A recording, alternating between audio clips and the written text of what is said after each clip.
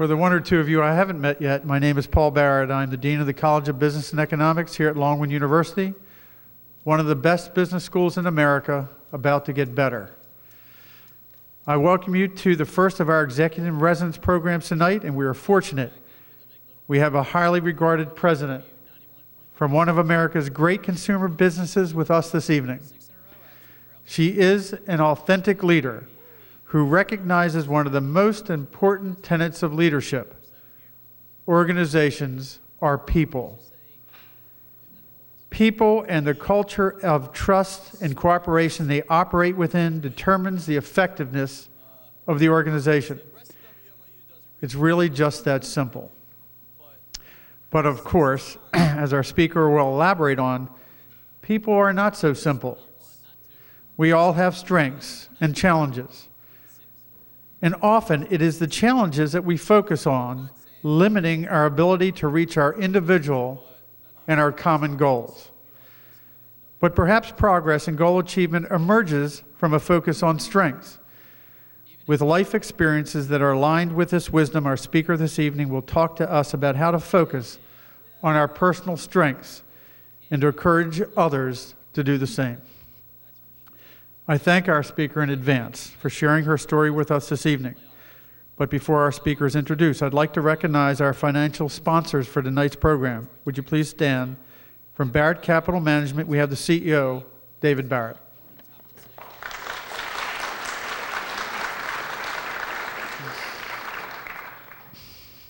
That is my older, smarter, more handsome brother. I know that because he's been telling me that most days since I was 4 years old. I'd also like to recognize the sponsoring association for tonight's event. Will all the members, faculty, and students for the Beta Gamma Sigma Business Honor Society please stand? Beta Gamma Sigma, please stand. Thank you, members. Finally, it is my pleasure to present to you the individual who will actually introduce our guest speaker. Ms. Jessica Woodard is a senior standout who will be completing the Bachelor of Science in Business Administration degree in May, with a major in both accounting and finance. As the Vice President of the Delta Sigma Pi Business Fraternity, she has been working hard to manage the alumni and pledge education activities of this fraternity and also her commitments to the Dean Student Advisory Board. She has been awarded the Virginia Society of CPA Scholarship and the Delta Sigma Pi Scholarship for her undergraduate work, maintaining an overall GPA of 3.5 and with tremendous leadership skills already showing up in everything she does. Please join me in welcoming to the podium Ms. Jessica Woodard.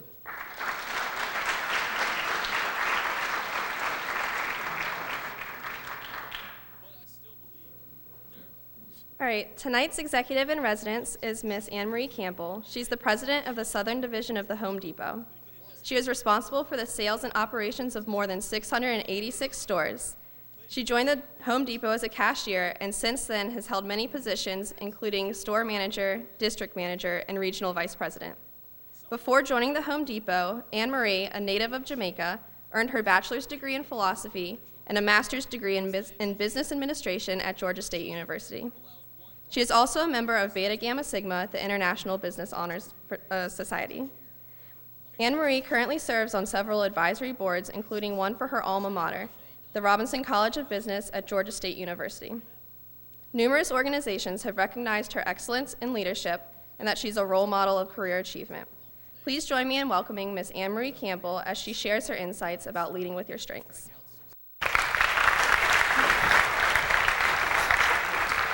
Thank you. Awesome. Thank you, Jessica. How is everyone tonight?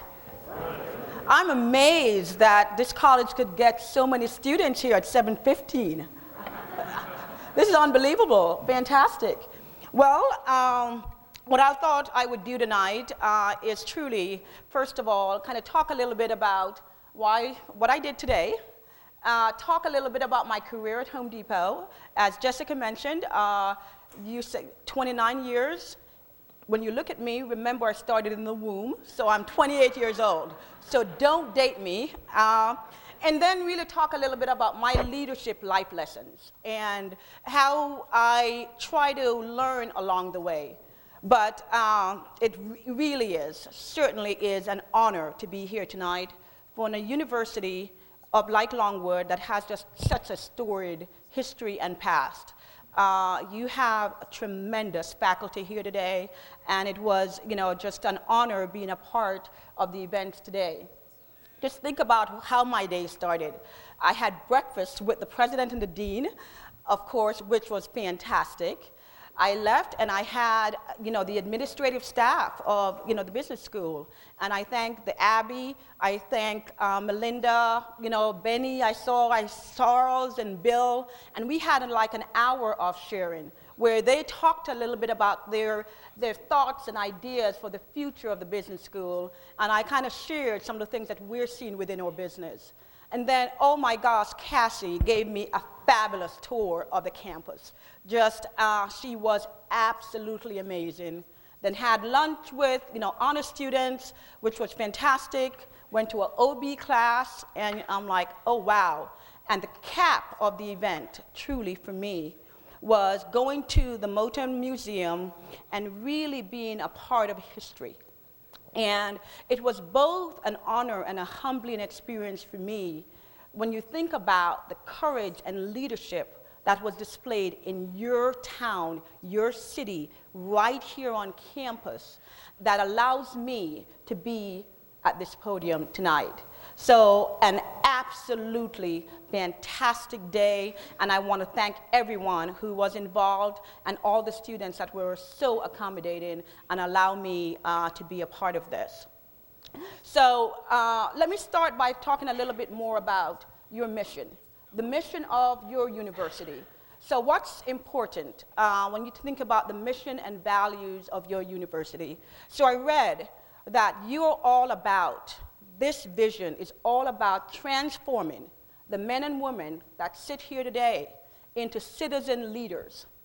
And when you think about that, it's based on your principles, the things that you talk about. You talk about education, you talk about values, you talk about service. And what's interesting about that is that it totally aligns with where I've been. And when you think about it, I immigrated to this country. It is by circumstance, just circumstance, that I joined the Home Depot. And I will tell you a little bit about the circumstance. I was working at a company called J. Byron's. And J. Byron's, I was getting paid, at that time, I was working part-time, I was getting paid $3.35 an hour. And so think about that. You're like saying, whoa, my gosh, that's like ancient world, right? This is 1984, 1984, the Christmas 1984. And by happenstance, I walked into a Home Depot, didn't even know that it was I didn't even know what Home Depot was. I walked in, I applied, they called me, they said, Ann, we're gonna give you $4.15 an hour. What do you think I did? Oh, sold. It is all about money in the pocket, right? It's all about money in the pocket. So I left and I joined Home Depot. I joined Home Depot April of 1985, and we had less than 30 stores.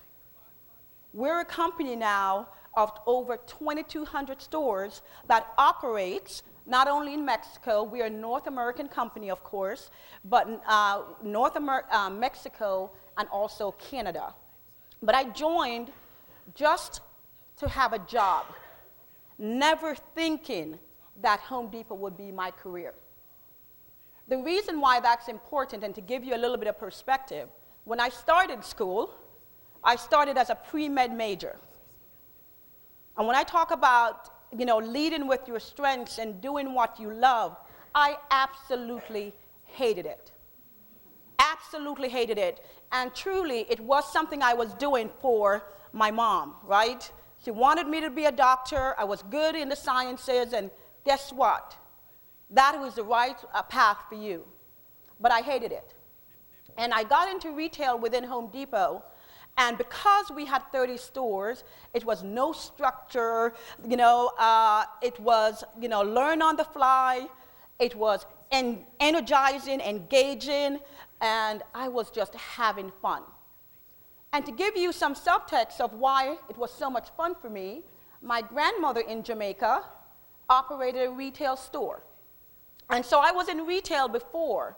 So by being in Home Depot, it really got my juices going. I went to an all-girls Catholic school in Jamaica. And when I moved here, just think about my family a little bit. I have 3 older brothers. And so I spent a lot of time around guys, and then I went into a home improvement industry that in 1985, guess what? All guys. All guys. And so what's been interesting, and I married my husband, of course, of 27 years. He has 5 other brothers, and I have 2 sons. So I'm surrounded by men, even though I grew up with, it's just irony in every way. So, but what's interesting about that and what's important about that is that jobs become careers when you do something you love. And my learning as I moved throughout the organization, you say to yourself as you sit there, how the heck does someone stay with one company for 29 years? What was interesting for me is that it never ever felt like 29 years. It is when you enjoy what you do and you're able to leverage and maximize your strengths, it doesn't even seem sometimes like work. Sometimes it does when you have a bad boss, right? But most times it doesn't. So I was able to move through the organization, and as mentioned by Jessica, I was an assistant manager, store manager, that's kind of the hierarchy in business, retail, district manager. And I got an opportunity when I went to a VP position to really spend some time in the store support center. So I was the VP of operations that determined the strategy for the company. I was a VP in merchandising. I was a VP in marketing, retails and sales. I was a VP on the .com side. So I've had a varied experience. So I never ever felt stuck in one job. And so what that helped me realize is that I absolutely love being on the field side of the organization. I truly enjoy interacting with people, making sure there's a lot of interaction, engagement, development, ensuring that there's a lot of discretionary effort that you can really harness out of the associates that we have in the store. And so it helped me understand what I'm really strong at. So when you think about what education means, when you think about your vision, and when you think about what service means, and when you think about all those things as they interact, I will kind of try to encompass it in how I think throughout my career. So education for me, I translate that within business as continuous learning. You are going to amass a ton of technical skills and theoretical components of how business run here. I am so proud of all of you that internships are required, because there's absolutely a place for technical and theoretical applications, but how that apply within context and the business world is critical. So when you think about education, you never stop. It is continuous learning every single day, and I am learning today. Every day I'm learning. So I have 2 sons. One is 21, one is 18. And last night on my drive over from Lynchburg, Virginia, my 21-year-old called. And we're having just open dialogue, and he just calls just to get insight, and he provides a lot more insight to me than I can provide for him. And so we're having a conversation, and he's talking about at 21 that he feels kind of old. And I'm like, you got to be kidding, right? Just think about that. So here's why he said he felt old and out of touch. He's in his senior year at the University of Alabama. Charles, I won't say Roll Tide. You did. And I heard that you have an undefeated football, your football team is undefeated because you don't have one. But we welcome any fans to go Roll Tide.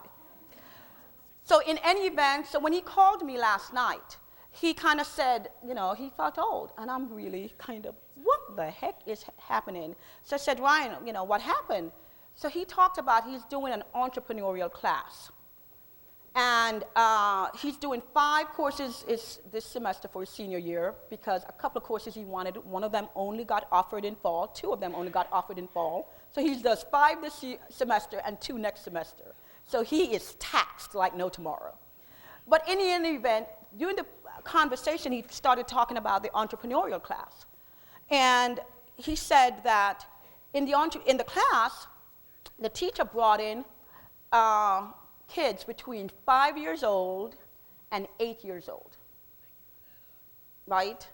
And put in front of them kind of, like, iPads or, different types of screens, and, ask them to interact. And literally, they're interacting, and as you can see that glass, people, the students are looking behind the glass. And all the children were touching the screen, like they expected everything to be touch screen. And they were, asking a lot of questions like, why isn't it this way or why isn't it that way? And the students were kind of dumbfounded because they're 20 and 21. And the kids, what they were asking was so disconnected with what they thought about or talked about in class that they're like, oh my gosh. And what the entrepreneurial class was trying to teach at that point was that these are the future. These kids are the future of your business. So you have to understand what they're thinking today so that you can be ahead of the curve for tomorrow. And so when I say education, I got educated last night, right? By him having those conversations with me so then I can go back to my business and think about how do I apply that concept? How do I get younger people within the business world, younger high school grads, middle school, and start having conversations about what's important to them. So education is about continuous learning, and for that to be a pillar of your vision is something that you should embrace. The other piece that I will tell you, and it's another example that I used earlier with some of the honor students, is that, of course, as I said, my son Ryan is really someone who helps me learn. I talk about networking with a purpose. And it's one of my leadership lessons, and it's something that I try to teach young students like yourself. So my son, first year in college, I don't know how many of you guys are freshmen? So a significant number of you. So he goes for his freshman, he ends his freshman year and he's back at home and he's going to work for the summer.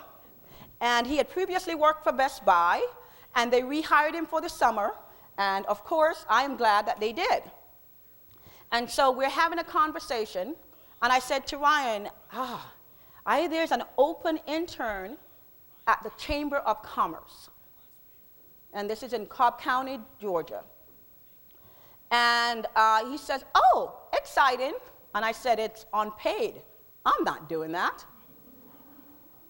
So I guided him a little bit, and as I said earlier, it was a little bit of a benevolent dictatorship at that point within our household. And I said, well, Ryan, I think it would be a great idea. So Ryan, of course, being the great son that he is, he decides to do the internship. It was an internship in finance. And the reason why I guided him to that internship, when he started college, he thought he wanted to be a finance major. He went to the internship, and he spent 2 months and absolutely hated it. Hated it, right? Now, as a parent, and I know sometimes you listen to your parents and sometimes you don't, he is a very extroverted child. He loves politics, he loves debate, he loves interacting with people. So when he said he wanted to do finance, given the fact that I know how the finance function works, nothing against any financiers in here, I know it's more of an independent contributor, right? And I thought he probably wouldn't like it. So what happened with that, however, he spent the time doing that internship and decided to change his major to business management. And, you know, and I'll tell you a little bit later what happened. But here's why I think that is important. You have a thought of an idea of what you want to do. Flush it out early. Figure out the type of people that you can interact with and ask questions. When you get an opportunity, put yourself in, whether it's paid or unpaid, put yourself in that position to see whether you enjoy it or not. Because if you don't enjoy it, you won't be that good at it. That's how it works. And so when I say networking with a purpose, doing things that in some cases that you say to yourself, man, God, this is an investment of time, it pays off in the long run. So the next year he did an HR internship. Last year or this year he did a Target internship in store, and he absolutely loved it. Absolutely loved it. They made him a job offer, and you know, he may be a Target person someday. But interesting, as you kind of think about yourself and you think about your career and you think about what education is all about. It is learning every single day, listening, and making sure that you're making good choices and good decisions based on what you're learning. So you also have a value. And the value is, when you say values, value-based leadership. Now, in my 29 years, the guiding principle that I used, the company that I work for, Home Depot, is a company that totally aligns with my values. And I think that is important, because for you to be citizen leaders, right, is belonging to something and doing the ethical and moral code and doing it right, not only what you do, but how you do it. It is very, very important that you find something that aligns with your values. Because if it doesn't, what tends to happen? You sit back and you observe. And sometimes you observe things that may not be the right things, but you sit back and you absorb. And you spend your time for 2 or 3 or 4 years of key years within your career, and then you make a change. You know very early on if a company aligns with your values. And the values that you're learning here at Longwood University is values around how business should work. So embrace that and take that with you. The last is about service. And service for me is servant leadership. One of the things that I think we do very well at Home Depot, we think about the purpose of your job versus the position of your job. And I think it's very critical, purpose versus position. Because when you think about position, I hold a pretty high position within Home Depot. And therefore, I can direct a lot of people to do a lot of things. And I can do it through a command, an authoritative leader. Those leaders are in the past. Those leaders do not operate well in this environment. And I will tell you this, when you think about the purpose, all of a sudden, you become the server. You become the person who is listening and making sure that you're doing things for the betterment of the university, not the betterment of yourself. You're doing things that drive the long-term sustainability of an organization or an institution. And these things are extremely important. And if you think about it for yourself, the people that you typically put on pedestals are the ones who serve you and think about life in those ways.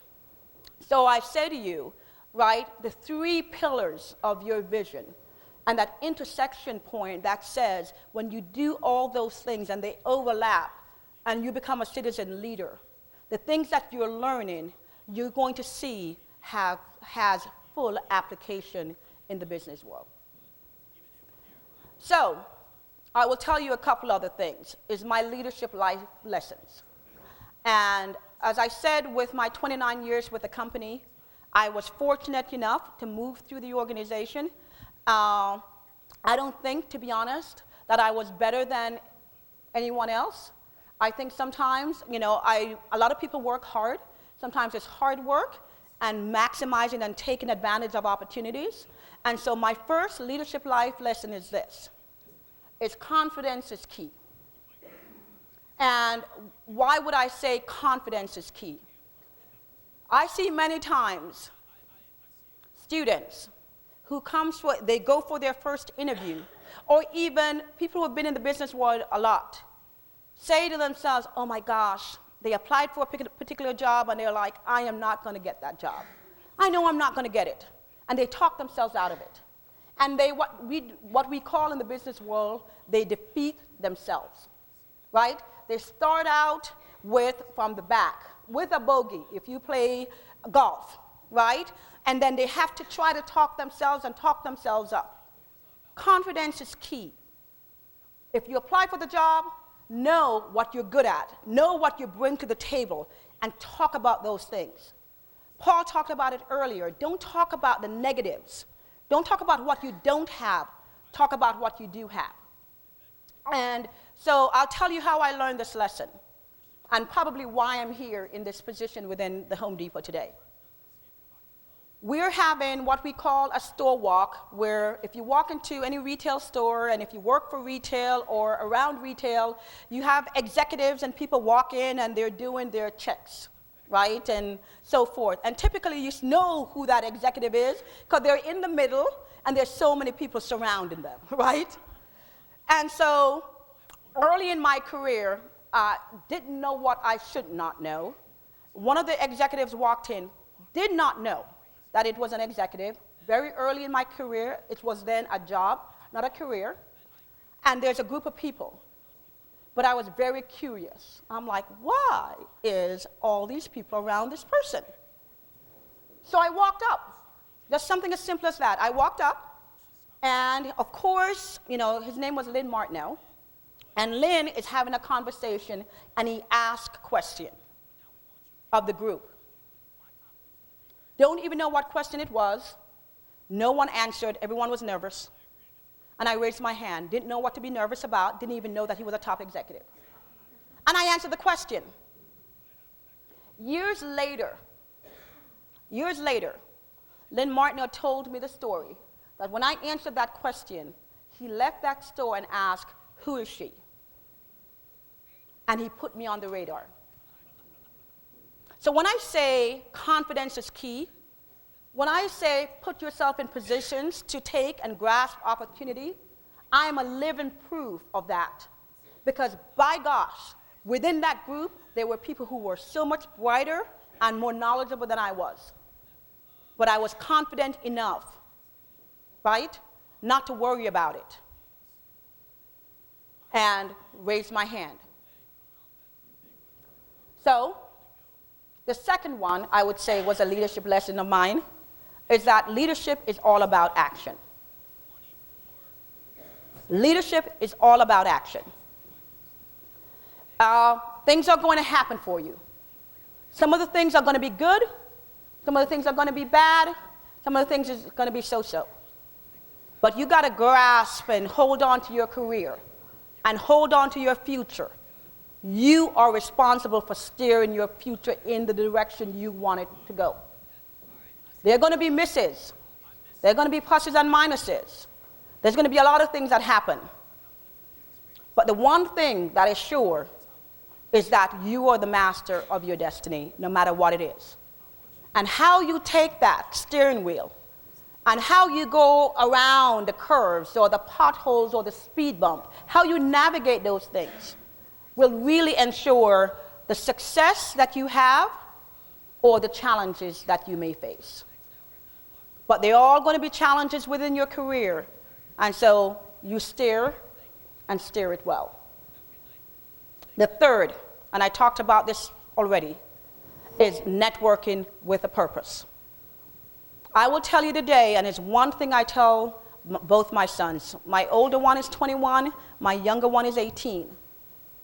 And I said, it's never too early to create your network. Surround yourself with people that I call sponsors and champions and mentor. It is never too early. Spread your net wide. Get people within your circle that are different from you and think differently, because you'll be operating in a very diverse marketplace. Very, very diverse. And the ability to succeed no matter what function or where you are is how you manage organizations, how you manage people, and how you get, no matter who it may be, to get up and get energized around your business. So create the networks. Start early, mostly freshmen in the room tonight. Start early. Your faculty, your teachers, the people who come in and interact, the events you go to, ask questions, raise your hand, send a note, network early. Very, very important. The last thing I will tell you is that for me, as I said, I started in a very male-dominated environment. And I told some of the students earlier today that it was a struggle.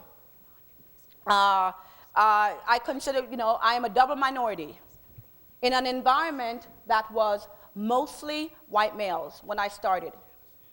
But I didn't know that I should stop anywhere. I just kept on moving.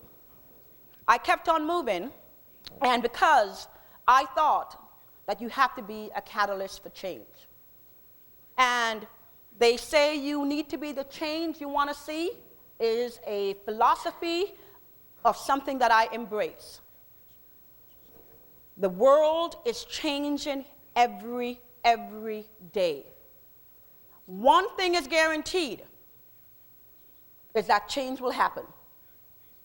By gosh, yes, one thing is guaranteed, that you'll pay taxes and you'll die, but while you're living, change is going to happen. I've seen a significant amount of change within my career. Significant amount of change.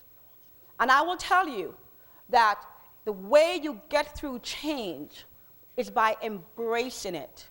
Think about it as innovation. The best things that have happened in the world is through innovation and change. The reason why you can connect this minute with anyone around the world is because of innovation and change. The reason we can turn the lights on is because of innovation and change. The reason why we have a diverse school base and a diverse faculty is innovation and change. And sometimes it may be scary, but how you combat that is understanding where we need to go, what we need to do, and being a total part of that change. So being a catalyst for change is something that's important for all of us. I will tell you the reason why I've survived within the company for 29 years is because I've consistently changed. I think self-development and personal development and continuous learning is a critical need for leaders, and I always challenge myself, always. What can I learn today? What didn't I learn that I should know? What can I do to continue the progress? And so I'm always putting myself in situations that I can learn and understand the business dynamics.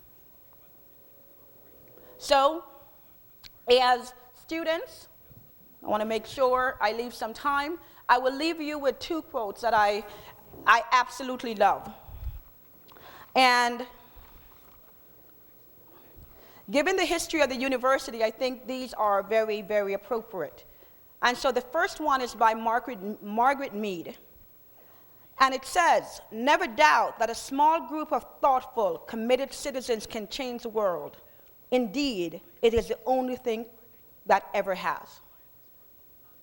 Never doubt that a small group of thoughtful, committed citizens can change the world. Indeed, it is the only thing that ever has. So I ask you, do not fear change, but embrace it and cherish it. That is one thing that will make you successful. The second is from someone that you all will know, that died recently, and it's by Steve Jobs. And I wrote it down because it's a very long quote, but I thought it was very appropriate, taking out the first part of it. But this is a guy who's a master of innovation, and as he says, innovation distinguishing leaders from followers. But here's a quote that I use now with my team. And as I said, take about the front of it a little bit. It says, your time is limited, whether it be, and use time in context.